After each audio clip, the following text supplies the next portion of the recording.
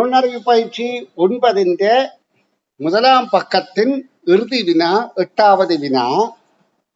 பாடசாலையில் இடம்பெற்ற இரு குழுக்களுக்கான விளையாட்டு போட்டியில் எமது அணி வெற்றி பெறுவதற்கு 18 புள்ளிகள் தேவை.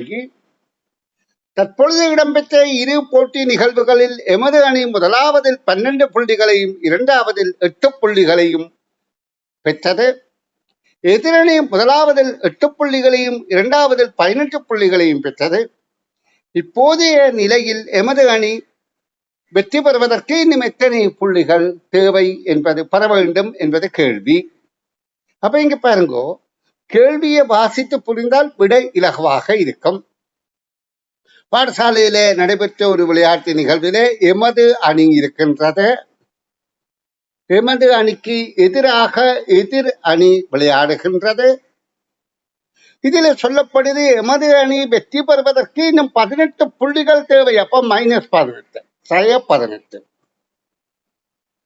அப்ப அடுத்த பக்கம் பார்த்தால் எங்களுக்கு -18 போடாவிட்டால் அங்காலே எதிரணி சக 18 பெற்றிருக்கின்றது கருத்து. எதிரணி 18 புள்ளிகள் கூடுதலாக பெற்றிருக்கு.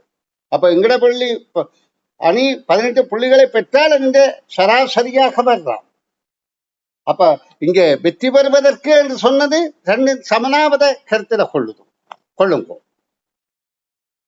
அப்ப கவனிங்கோ, இதுல சொல்லப்படுது எமது, இதுல நன்றா விளங்கிக் கொள்ளுங்கோ. இது 18 எடுத்தால் சமனான நிலைதான், அதுதான் வெற்றி என கருதுவோம். ஏனென்றால் ஒரு புள்ளி பெற்றால் எமது அணி அந்த அணியை தோற்கடித்து வெற்றி. இது சமனான என்றால் எமது புள்ளி வெற்றிதான்.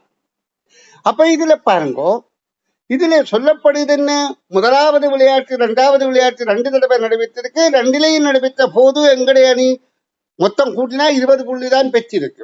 ஆனா எதிரணியும் இங்க 12 8 வந்தது, அங்க 8 12 அதுவும் 20 புள்ளியை பெற்றிருக்கு. அப்ப இந்த நிலையில எமது அணி இன்னும் 18 புள்ளி தான் பெற வேண்டும். இன்னும் எத்தனை புள்ளிகளை பெற வேண்டும் என்ற கேள்விக்கான விடை 18 என்பதாகும்.